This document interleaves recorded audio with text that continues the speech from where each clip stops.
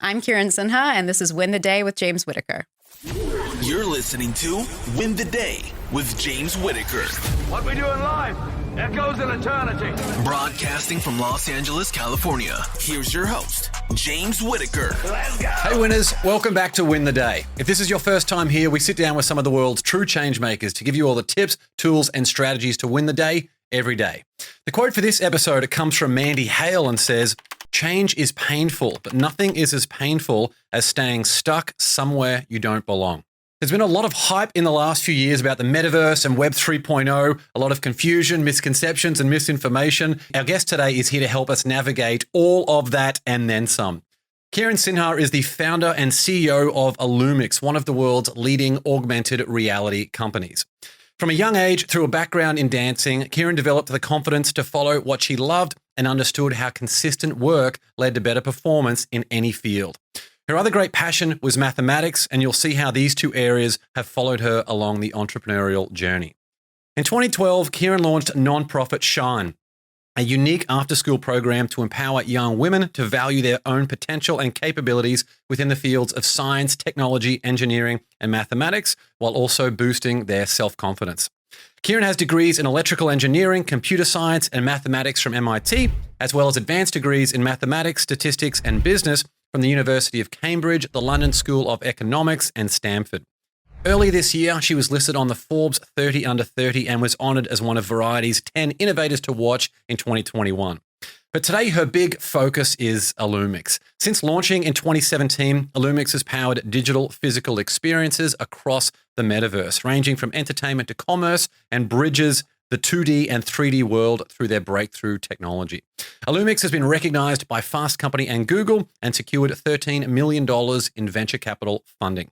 I'll be honest, I don't know much about the Metaverse, AR, and Web 3.0, so I'm really excited for this conversation. We're going to talk about how to recognize and unleash your full potential, when Kirin realized the Metaverse was going to be the future, how she's built Illumix into a global powerhouse, and what exciting things technology has in store for us just around the corner. Before we begin, remember that the right bit of inspiration can completely change the trajectory of someone's life. So if there's a friend or loved one out there who needs to hear this episode or could use some help to win the day, share it with them right now. All right, let's win the day with Kirin Sinha.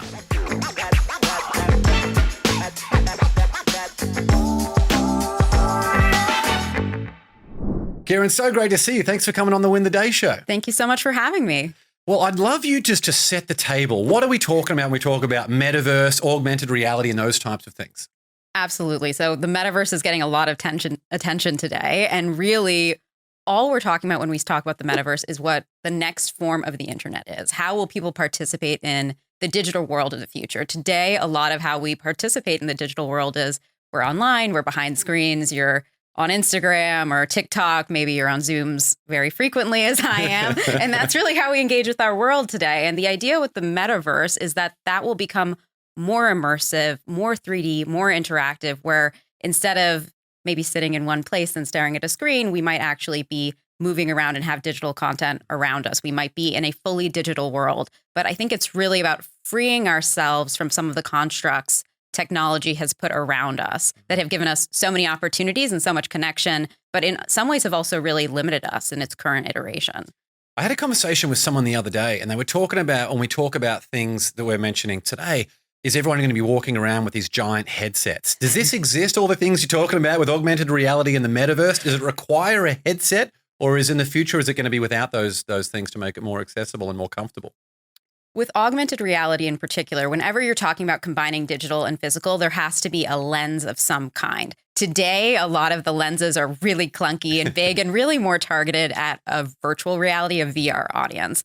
I would think about this a little bit like VR might be something that would replace the personal computer. So it's something maybe you have at home, you maybe do work or, gaming and really things that are more targeted at staying still in one location. And augmented reality might be the future of something like the mobile device, where it's something that you have with you that's lightweight, that allows you to constantly be connected to a digital world. So eventually, I think the way augmented reality will go is more a lightweight glasses or contact lens, something like that as we move into the future.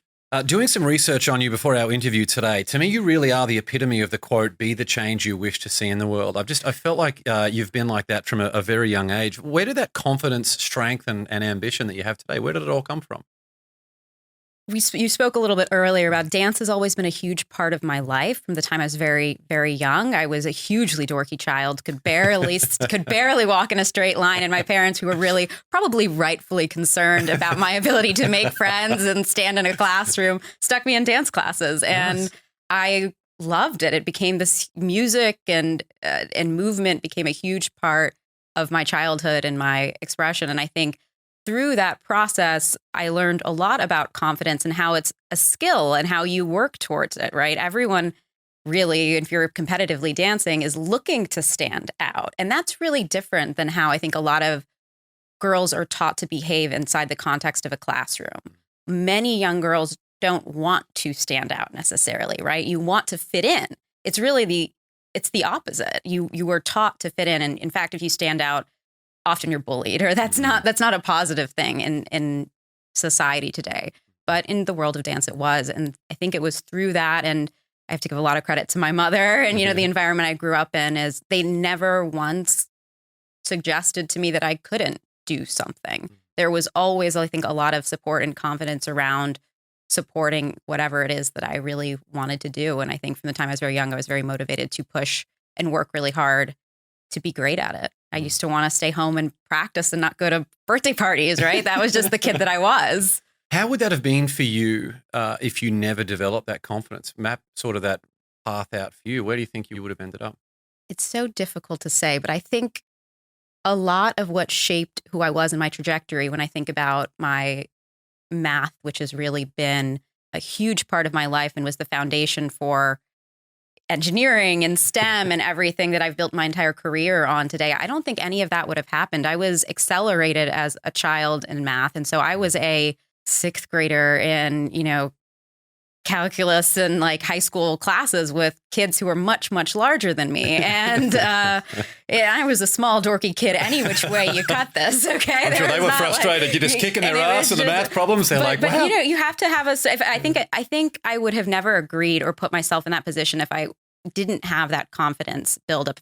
You're naturally going to stand out and be a little uncomfortable and awkward in those settings. And if I hadn't developed that confidence at a young age, I don't think I could have ever done that. I would have said, you know what, I'm just going to follow the path and try and stay really as under the radar as possible, which is how I was in a lot of my other, I think, day-to-day and schooling. I was definitely always uncomfortable and never felt like I totally fit in. And so one of two ways to handle that. Yeah, in the intro, we mentioned how a lot of the things that we would talk about would inspire people to sort of realize and ignite their own potential. And that's it. Like the reason I have the Win the Day podcast and do what I do, and it sounds like a big part of what you do too, is because there is so much wasted potential out there in the world that the right mentorship, the right environment, like we were talking about before the show, can just completely just, explode your growth and happiness and self-love and meaning every day. Absolutely. I think people have so much potential. I firmly believe that. I think everyone is on this earth to make an impact and has a purpose and can access that. But I think a lot of times you want to go with the flow and you're sort of just, you are just kind of floating through life. One of the things I try and think about every day is, how did I show up today? Am I proud of how I show up today? I feel like that word proud often is something I reflect on in the evening of, do I feel proud of who I was today? And a lot of being great at anything, and you learn this certainly dancing, where you would spend hours on, maybe a 5-second segment or playing piano or any of those types of things, is practice. It's just doing something that's probably very boring, but doing it for an abnormally long period of time and never giving up. I think that that's 95% of the equation there. And if you live your everyday life, imagine if you showed up at every meeting and you were 100% present, you wanted to show up and give everything you had at every single meeting, how different might your life be? How different would you show up? How different would you feel about yourself, and how might that impact the people around you perceiving how much you care? People, I think, really respect. It takes one person to really care and be passionate for that to, I think, spread and create incredible impact around what you do. Huge, absolutely huge. When did you feel comfortable being the odd one out? comfortable, I would say it came much later in life. I embraced it when I was young, and it was something I sort of tolerated and accepted. And I think my headspace when I was growing up was I have one of two choices, either to just not do this thing that I love at all, or I accept that I'm going to be the odd one out and I'm just going to embrace it because I'm here and I want to be seen and heard and, give back to the world around me. I think about this analogy of being a tree, sort of, like a large tree of you want to take up space and be present, but at the same time, you're giving back to the environment around you at any given time. And so I think about that a lot. And I think it wasn't really until I started the company, so way after my academic career, where I leaned in on being and really feeling comfortable being different, because I realized that was a strength. You might have touched on it there, but I was wondering, was there a single purpose that you feel like carried you through your childhood and through Shine and through Illumix and the things you're doing today? I don't know if it was a single continuous purpose. I knew from a young age I loved math. There was a very clear connection for me there of how simple and beautiful it could be in breaking down highly complex topics and how the most simple things were actually the most complex to solve or prove. This idea of a universal truth and kind of currency that rings through everything was something I just thought was so beautiful.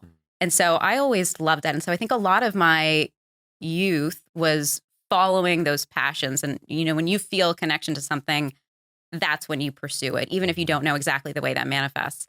And I think what happened only when I was at Stanford, so maybe 7 years ago, is what I realized was that was the toolkit for me to actually unleash creativity. And that's really where my passion, I think, and purpose lies, is how do we use technology and actually enable people to live life and experience life the way you were when you were uninhibited.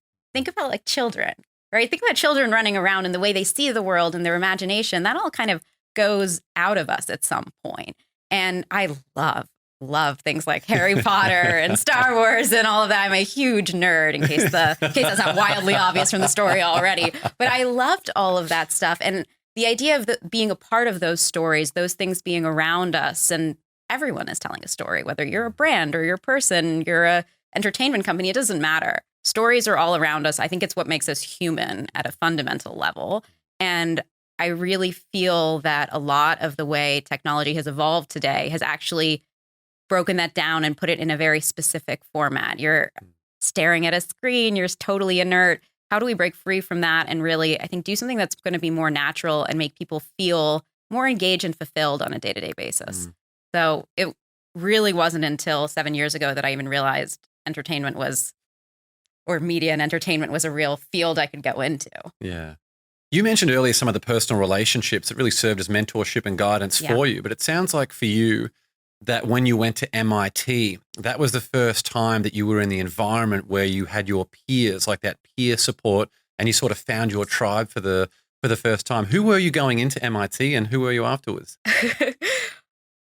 Ironically, much the same person. I think a lot of my journey at MIT was a circle of going in and being this huge kind of out of place math nerd, but who was potentially, I think, less confident. I think I had felt going into college that I was a product of the things around me and not that I was choosing to be that person. Like I was the misfit math nerd, didn't have a group, and that didn't feel like something I had as a choice, more as that was my reality. And so when I went into MIT for the first time, I had this incredible group of peers. We're all really excited and passionate about something. And it's what I loved about the school. It's almost like a tangible electricity when everyone around you really is there for a purpose.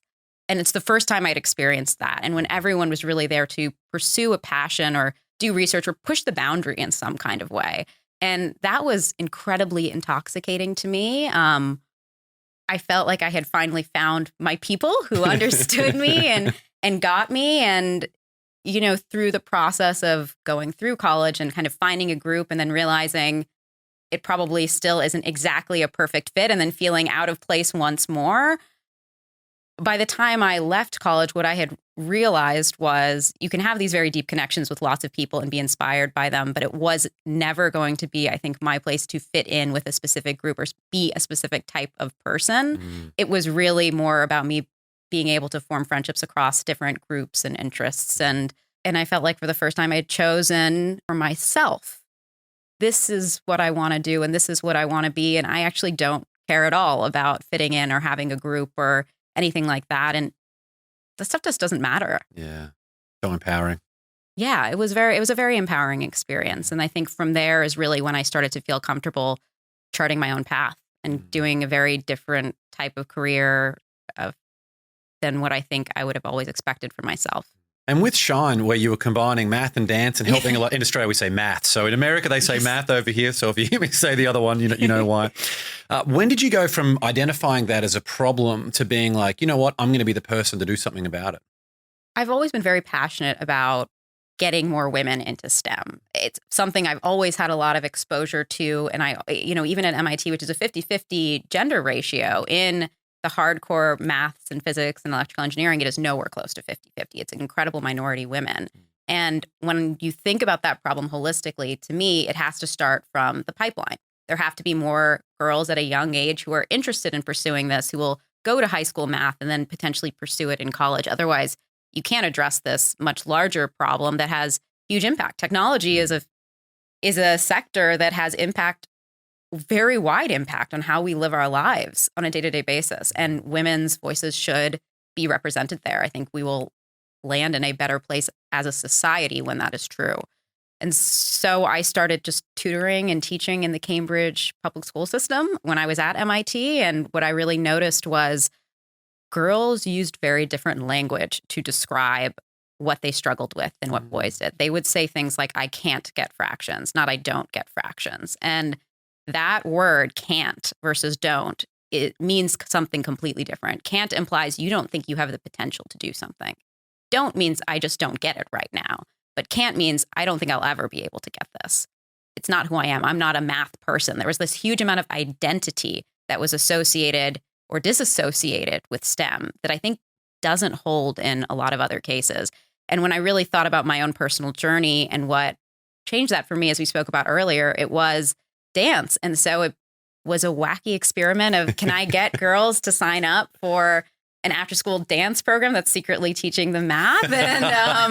And the answer was yes. And in a different environment can make all the difference. When you're not sitting in a classroom where you might already have preconceived notions about who you are and what your capabilities are, you're in a totally new space. You're maybe experiencing joy. And I think, dance and math are actually a very interesting pair because it gives a physicality to something that's usually very abstract. So when you can start to tie those things together, it gave a lot of these young girls the space to have that aha moment of, I can do this. And that's all it takes is there's one moment of realizing that I can do this to change how they show up in the classroom, how they show up in school, how they show up after school. It really has a profound impact. We had girls who, for the first time in their lives, were raising their hands in classes. That's really significant when we're talking about a 5th, 6th grade girl, where that's going to change potentially how her future unfolds. And so for me, it was just something I wanted to try. It was in no way supposed to be a business or, a huge franchise or anything like that.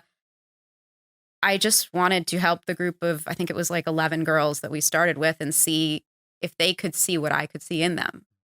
Because I could look at them and say, I know you can do this. I know it looking at you. But they didn't know it yet. Developing that one habit at a young age that then the millions of other decisions they're going to make from there completely changes their evolution. It's small changes, right? It's usually not huge moments and big things that I think change the trajectory of your life or, create impact. It's small changes, small moments that build up over a long period of time, right? It's a compounding effect. And you've studied at a whole bunch of educational institutions that we mentioned there. Did you do that because you wanted to go and learn more? Like, were you getting more practical skills with each one that you went to? Or was there some other type of opportunity or, like relationships or something else that you were trying to aim for? Well, it was really interesting to be both in the U.S. schooling system and in the British one, which approach education and learning very differently. And so that was, I think, an incredibly informative experience for me as someone who thought they were going to go into, I thought I was going to be a professor. And so I did want a little bit of that exposure to a different way of thinking.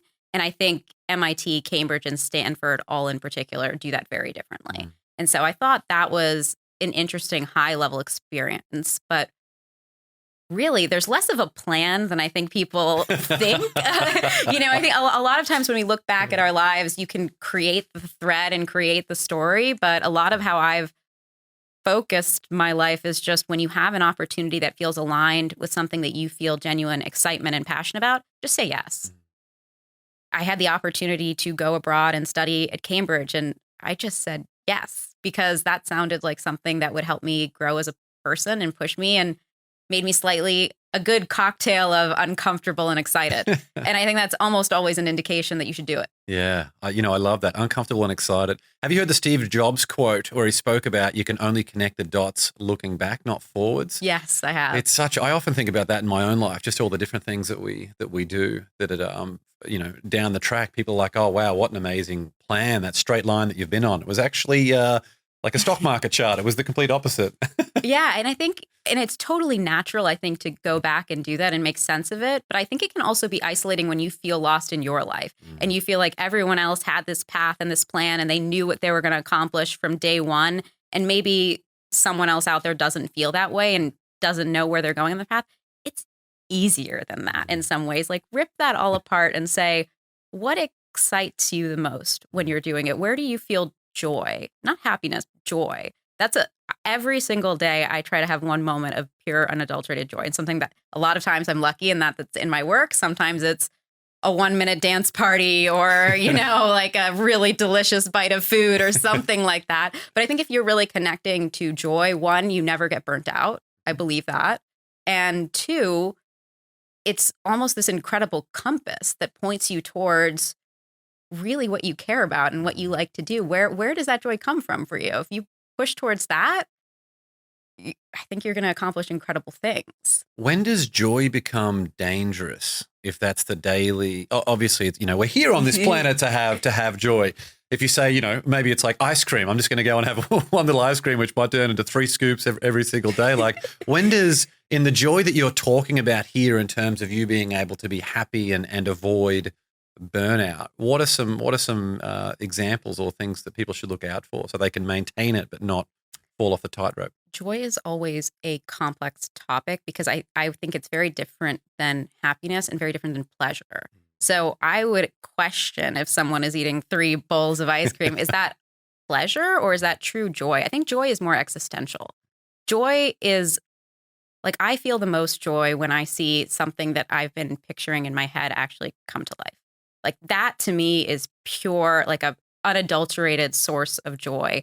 When I'm imagining, wouldn't it be great if one day this character could be here and actually talk to me in real life? What would that be like? Wouldn't it be great if this whole environment around me were actually something totally different? And when you actually see that occur for me, it's this incredible moment of joy. I think joy ultimately connects us to our purpose. A lot of times you can feel happiness and pleasure and things like that, but it may not really be connected to our purpose. And I think with burnout, a lot of times, and I work pretty long hours and I have for quite a while. And so I got asked about burnout a lot. I don't think it's about doing less.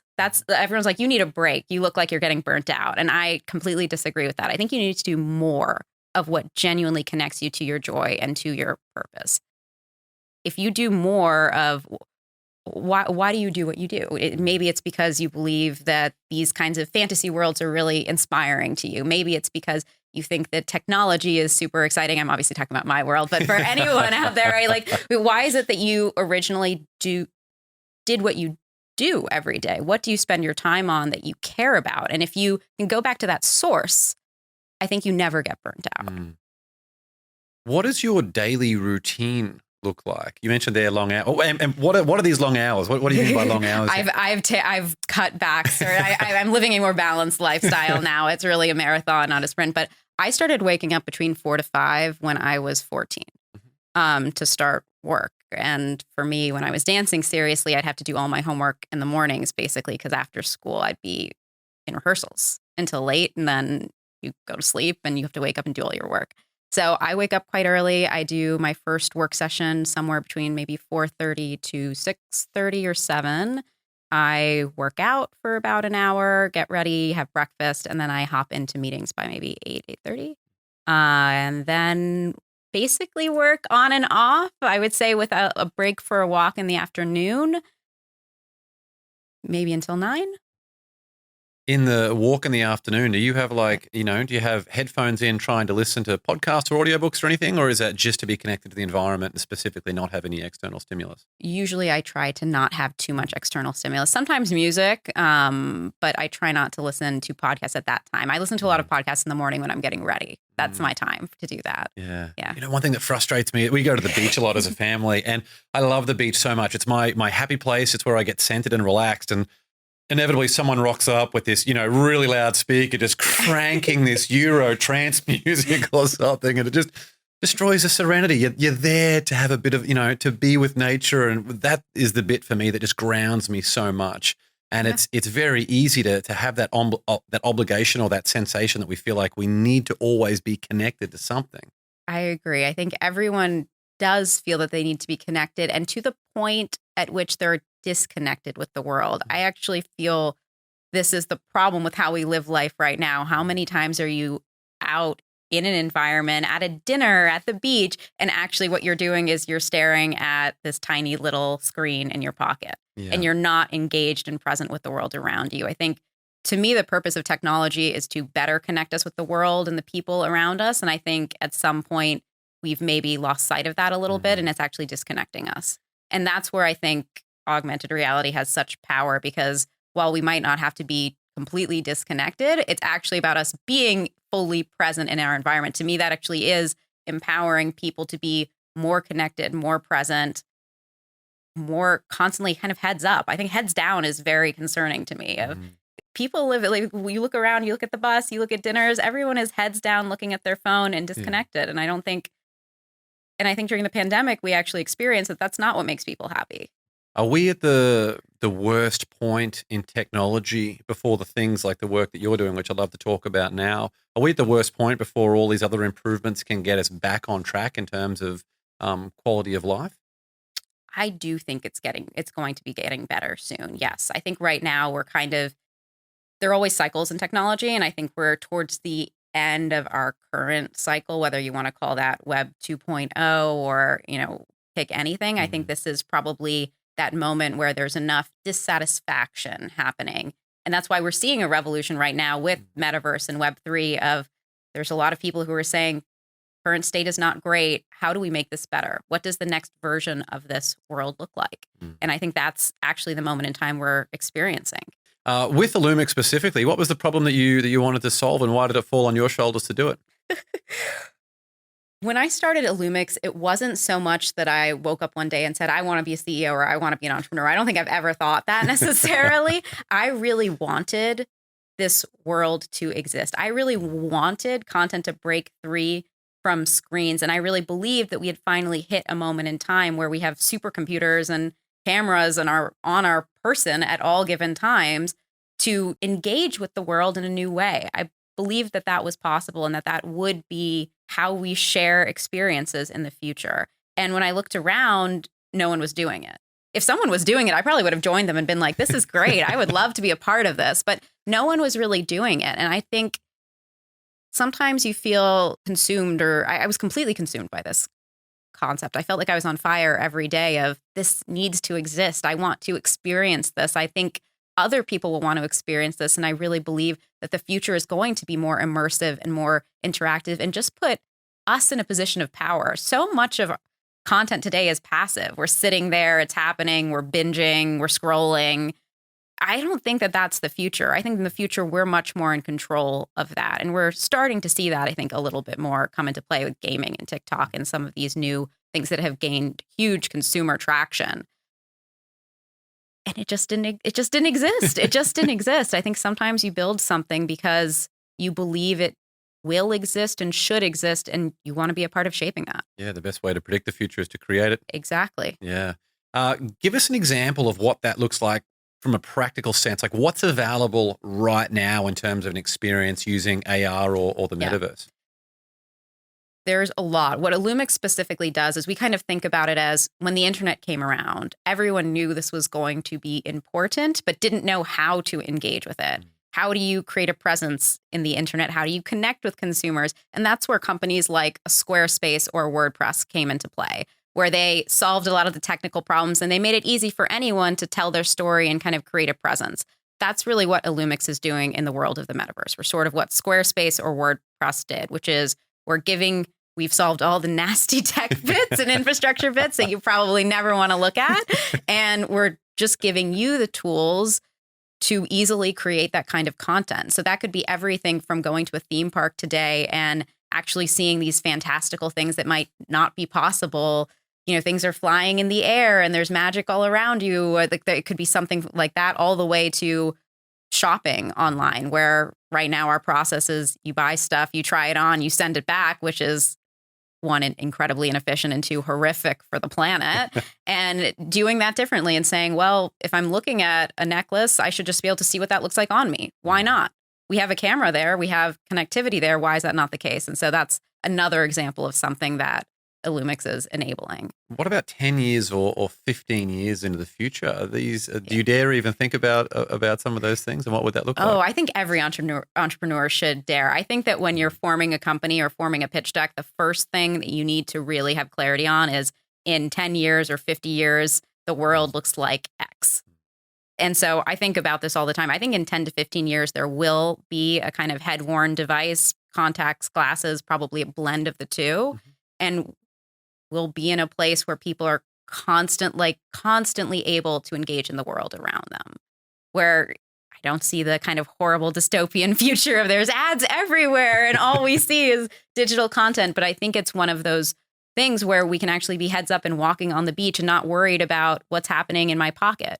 Why do I need to look down to see something? It could be something where we're walking along the beach, and if you want to hear music, or if you don't, you could just say out loud, play Queen or whatever it is. Turn off the other guy's music. Yeah, turn off the other guy's music. And you'd be able to live in that world and share your world with others. I think that that's a really important thing, of being able to share the version of the world you experience with others. I think is an incredibly powerful part of what the metaverse will be. How far away are we from not having devices anymore in terms of things like iPhones? I think we're several years away from that. My suspicion is that will still be a part of the infrastructure for the next few years. It will just be almost more like having the computer battery pack around you, but you'll have another way of experiencing and engaging with the information. What about dangers? You know, there's a lot of people chatter about things like AI in particular, about how that can destroy the world hypothetically. Where do you sit in terms of the dangers of all the work that you're doing? Do you see anything out there?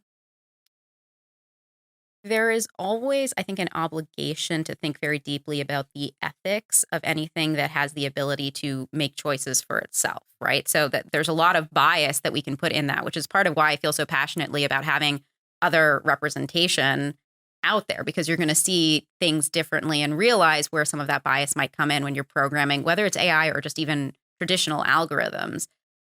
There needs to be a lot of thought put into that. Into the AI is going to take over the world with robots that destroy us component. I have very little worry about that right now. We are just nowhere close to that. That's called generalized AI, and it's just not even, we're a long ways off from that if we ever get there. And so I think that's one of those kind of red herrings that people talk too much about, that sexy robots kill us example, and not enough about the practicality of the AI that's actually impacting our lives every day and making choices for us. You know, if the government or something is using AI in a certain way to identify people, or, you know, everything from something that seems more intense and like that, all the way to something about how Google might represent your choices and show you different types of information. That all needs to be thought of very deeply. What data is being fed in? Is that an unbiased data set? Is it going to ultimately make us more separated and create, you know, a world that we don't feel safe living in, versus something that I think can and has been used to make our lives much better and easier? In some ways, AI is really just an evolution, I think, of algorithms and technology that have been around. And I think it gets a worse rap because people don't understand. Most of how companies use AI is basically a linear interpolation of a straight line, like the data. This is most companies who are AI are not doing a lot. There's obviously some exceptions there that are doing very deep research and work, but usually it's, I think, not as harmful as people think. As we adopt some of these like immersive technologies here, are there any challenges with people not being, when they switch off from those things, that they miss that sexiness is not the right word, maybe the stimulation of being in those different environments, especially if someone could have all this amazing things and this great life, and then they go back and realize how mundane and they don't, does that make sense? Yeah, they don't. Yeah, sure. So I think the example you're talking about is really the purely virtual world of where we're living and we're working in this incredible place, like a Ready Player One style environment. And then we go back to our real lives and feel a huge disconnect.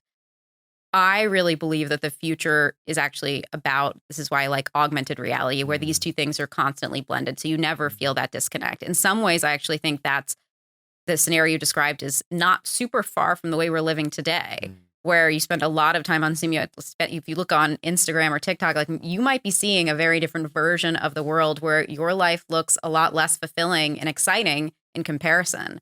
And because you're basically comparing something that doesn't exist to something that does exist, right? Like that's still what's happening in a lot of the digital world today.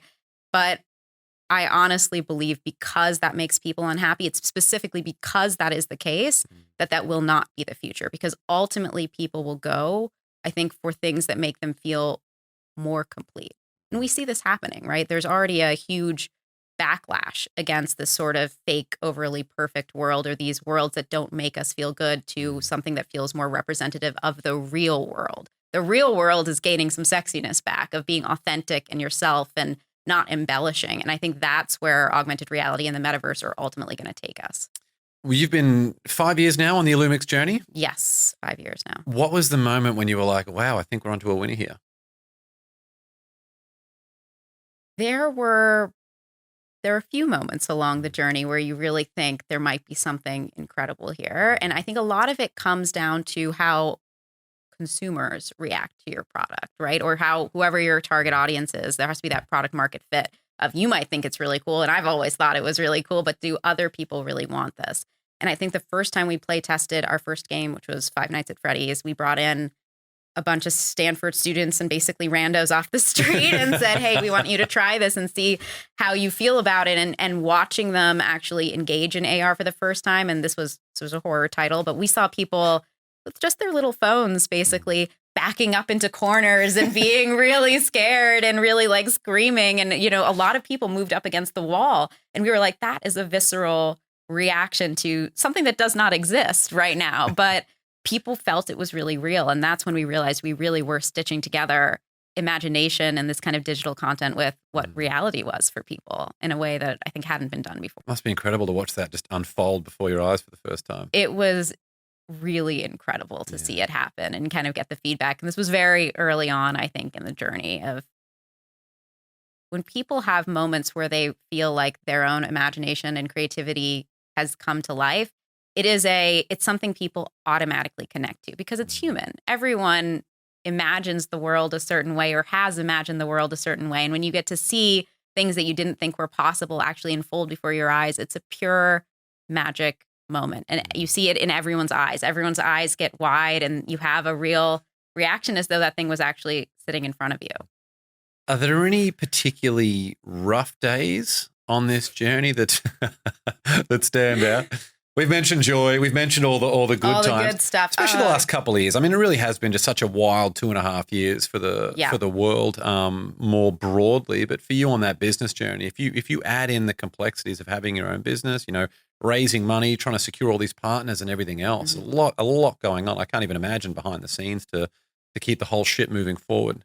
Oh, constantly. I would say overwhelmingly as a founder, you're probably some combination of exhausted, terrified, and nauseous. But I mean, if we're being honest, that's what a lot of it is. And I think a lot of my personal journey as a founder has been learning how to emotionally regulate through that and how to not be so impacted by the bumps along the road. And there have been a few tools that I've kind of gathered through the years that I think have helped me with that. And I think one of the big realizations for me is that you never actually know what ends up being good or bad. There are times where there were deals that we didn't get, and I was devastated because you work so hard towards an outcome. You really want something to happen, and it doesn't work out. And then you look back and you say, that was absolutely the right call. And I think almost exclusively the best moments come after the worst moments. And so you go through some really tough times where you think, this is never going to work. This is never going to launch. We're going to run out of money. No one's ever going to agree to fund us. There's constantly moments of doubt of what am I doing with my life that, and how do I continue to do it and justify it if no one else believes in me, right? Fundraising, I think, is always some of the toughest times for founders for that reason, because you're really putting yourself on the line, and it is personal. It should be personal in some ways, right? It's not the rejection component, but this is your life's work. This is what you wake up and fall asleep and think about 24/7. If someone says, oh, I don't think it's going anywhere, you're of course going to take that personally. And so I think learning that resilience and that ability to keep an eye on the larger picture has been a really important part of the journey. Is there anything specifically you do to enable that? Like maybe having a really stressful day, or what do you do to sort of unpack things out of your head, or just anything like that in terms of, or even self-care, just whatever sort of lands in being able to stay focused, committed, and productive? There's a few things I do. I think, it's focusing on the big picture. I think that's when it can become really dark as an entrepreneur, when you get really stuck in the day-to-day and you don't see the bigger vision and picture anymore. And so I journal every night, kind of stream of consciousness style. And I think that helps just remove everything from my brain that might be there.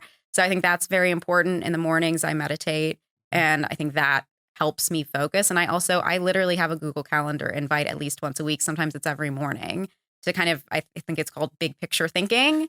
And it's just a reminder for myself to say, okay, where are we going? Where is the company going? How is everything we're doing still aligned with that? And how is it that I'm showing up today to support that big picture goal? Because otherwise you can do a lot of work and miss the boat kind of on what really matters. And so I literally have a Google Calendar invite that reminds me to focus on that every day and at least think about that every day. And I think that all of those things, I think, have very much helped me. And you just reframe your attitude towards no, I think, is the other thing.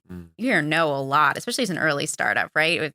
And certainly when you're fundraising. And I think sort of like failure in some ways of you realize it's not an end state. It's just a stepping stone on the way to get to a yes. It's the stepping stone on the way to success. And so I had heard at one point, how would you feel about no if I told you there was only 2 more no's until you got to yes? You would be running at those no's. You'd be like, yes, let's do this. Thank you so much. Thank you so much. I cannot wait to get through those 2 no's because I know that yes is on the other side. Yeah. And I think that's the reality is there is actually always a yes on the other side. And there is a finite number of no's. And so you have to kind of run into the wall knowing I just need to get through the no's and the bad fits and the people that are probably not going to be the right ones for my journey anyway. Mm-hmm. And that no is actually just a path on the way to yes. And it really reframes, I think, how you think about things when you know the yes is actually, you can tell yourself 2 away, 12 away, whatever. But there is always a yes there if you keep going. Yeah. It's a perseverance game. Such a simple but significant mindset shift, isn't it? Yeah. And it completely changed how I felt about fundraising. You mentioned there the stream of consciousness journaling. Is it, yes. Do you use a phone? Do you write something down, or are these just thoughts that you just have going through your head mentally? What's that process? I write things down. So I used to hand write them. Sometimes I type them now because there's a lot of thoughts and limited time, and I can type very quickly relative to how quickly I can write. I use Day One. Yeah, me too. The Day One journal app. Yeah, Day One. It's amazing because I can have it. Sometimes in between meetings, I have things on my mind that I need to, I feel like, clear out before I get to my other meeting. And I can, in an Uber ride or something, just type it out. It's an incredible app for journaling, I think, and kind of keeping track of your emotional status and regulation. I started journaling when I was at MIT, actually, and things were very stressful. And it's a good opportunity to get things out of your head, to focus on gratefulness. Like I put prompts in mine, on things I'm grateful for, on things I'm inspired by, on something I could do better for the next day. So in case you can't tell, I like structure. I like structure in everything I do. And so even my, stream of conscious journaling has some structure to it. And that's how I do it every night. And That's it so really good. helps. Yeah. So my day one journal, I do #lesson when there's something, maybe it's every Oh, it's a week or great every 2 idea. weeks. Yeah. So that way Yeah. I can always go back and look at my lessons from the last year. It's always 3 things that I will do today that'll make today a win, winning the day. Exactly. What else do I add in there? And also just what's unique about the last 20 and what happened in the last 24 hours. That's sort of the way I've been doing it now 400 days in a row.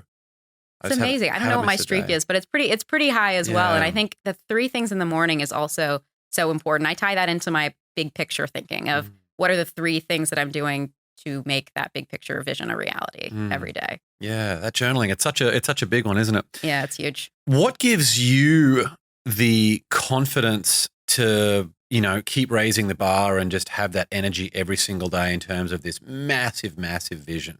Are there other people in your network that you have to have conversations with on a regular basis? I know a big part of your success is just, I heard in another podcast that you were on that you were very intentional about how you approach building your network, finding out the best performers in their different fields and meeting up with those people to find out who do they know. And that must just be so empowering and inspiring in terms of moving your whole movement forward. And obviously you can help a bunch of other people along the way too.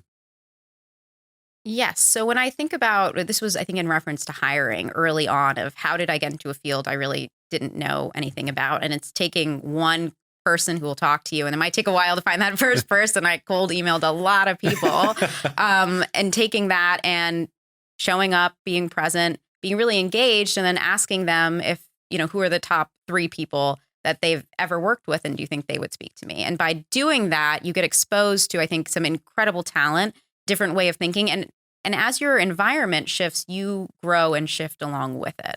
And so I think that has been a really important part of this. And I think a lot of the confidence comes from doing the work, right? So, I mean, some of it is a headspace thing, but some of it is I don't stress as much when I go into high intensity meetings, I think, compared to other people, or when I'm giving talks in front of a lot of people, because at the end of the day, I know every single day I have worked my butt off to be the expert in my field. I've read every article. I've done, all the studies and all the technology pieces. I've worked really hard to stay up to date on that. And there's nothing someone else could throw at me that I haven't already thought about. And if they have, then that's great. And that's an incredible learning opportunity for me to grow and continue to think about something in a new way. So for me, this is always kind of a win-win of either I have the opportunity to grow in this space, or there's no reason to be stressed because it's an exchange of ideas or just a conversation. And what's the worst that can really happen? I think people really overemphasize all this like negative components of what could happen. Oh, I could sound silly. Oh, I could be embarrassed. And they really underestimate all the good things that can come out of that. Of you could meet someone that's really inspiring. You could find someone who's going to be your COO. There's incredible things that can come out of every interaction because everyone has something, I think, to offer. And I think I really approach everything in that headspace. Takes a lot of stress off. Yeah. Have you read Mindset by Dr. Carol Dweck? I've heard podcasts on this, but I've not actually read that book yet. Talks about the difference between the growth mindset and the fixed mindset. You just summed it up really well there. It's massive. Having that growth mindset in everything you do, it's absolutely huge. I think a lot about how you can show up and be better every day. It's a part of the journaling, it's part of my kind of weekly routine of how is it that I'm growing and being better constantly. Learning by no means stops when you're outside of school. And there's so many different axes on which to grow outside of just education, which I think a lot of people focus on. But how you fill your time. I think a lot about my diet. I say diet in quotes here because when people say diet, they think about like what you're eating and what you're putting in your body. But your diet is, to me, everything you consume. It's what are you watching? What are you listening to? Who are around you? You're consuming things constantly. And what's around you, I think, just like your physical diet will change what your body is like, your environmental, like psychological diet will really change how you show up and you feel. So if you're, watching a lot of TV or hanging around with people who are really negative, or, there's all kinds of different inputs that might be there, it's going to change how you feel about yourself and actually how you show up, whether you can see it as clearly as gaining weight or losing weight or being muscular or not. That's all a part of who you are, how you show up, and it impacts your performance the same way a meal would. And I think that is something I think a lot about is what has my diet been, basically? Who have I spent time with? And has this been something positive for me or negative for me? Yeah, it's like catching up with someone for coffee and all they do is complain. At the end of it, an hour, they've just ripped your ear off about how bad their life is and all this complaining. And wow, then you meet someone who's gone through things that are, 1,000 times the adversity, yet they're always looking for what's the gift in this and they're positive. You leave in a completely different headspace. It's a completely different headspace. And so much of it is the framing of it's the lens, right? What you're looking for. It's the, when you buy a car and you see that car everywhere all of a sudden. That happened to me recently. And I was like, my God, there are a lot of white cars out here. But, that's the same thing with life. If you're really going around and you're looking for something positive, if you're looking for signs that this is working out for you, you're going to see them. And I think when you go in and you think, I'm not going to win today, or, if you go in with a negative headspace, that's what you're going to see. And I think it's a snowball effect. Question I like to ask every guest: on your best day, what's an affirmation that you would write on a flashcard that you could show yourself on your worst day? It's the same. I love Post-its. So I have Post-its all over my apartment at all times. I have them with me all the time. I think they're an incredible business tool. You have to distill thoughts in a very clean and concise way. The Post-it I currently have on my desktop screen, and the quote that most inspires me right now is, champions don't show up to get everything they want. They show up to give everything they have. And that is something that's giving me a lot of energy right now. And to me, that's regardless of the type, what happens, like what you get out of that, right? That could be bad, that could be good. That's not always in your control. But if you show up and you give everything you have and you think about your life, I think from that kind of impact-driven mindset, you will, I think, feel more fulfilled and actually achieve more towards your goals than I think with any other headspace. Yeah, what I love so much about your journey and everything you've shared today is like that commitment to doing everything you can, but also that brutal honesty with yourself, that if you can get just a little bit better and have a little bit more awareness and a little bit more effectiveness every single day over the long term, you can just move mountains. Absolutely. It's the small. We so underestimate the tiny pieces, I think. Yeah. Last question before we move into the Win the Day rocket round. What are you most excited for with the future of Illumix? Oh, it's an exciting time right now, I think, across the board. I am really excited over the next year as you start to see, I think, more of these digital physical interactions and what you interact with daily, whether it's how you're shopping, how you're gaming, how you're, walking around and experiencing the world. I think that is actually at a bit of a tipping point right now where we're really going to start to see interactive 3D to becoming a part of our everyday life versus static 2D.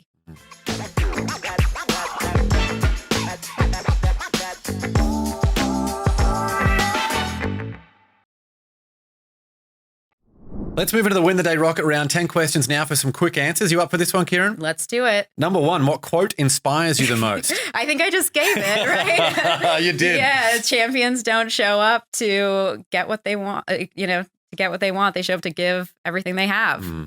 Love it. Number two, morning coffee or evening wine? Ooh, morning coffee. Number three, what's one bit of advice you'd give your 18-year-old self?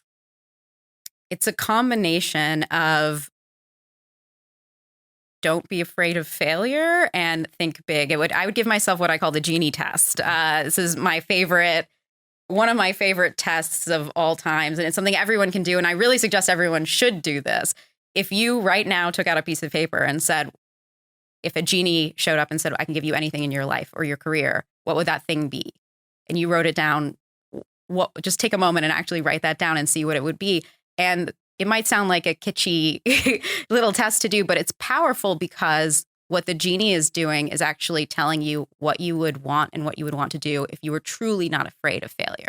That's what the genie does. He removes a fear of failure. And I think so much of our lives are actually controlled, whether you realize it or not. And my 18-year-old self would not have realized what I would have asked that genie for in terms of changing the world and being a part of this highly, probably being in a creative space is not at all what I was actually pursuing. I was thinking about hedge funds and very traditional kind of career paths at that time.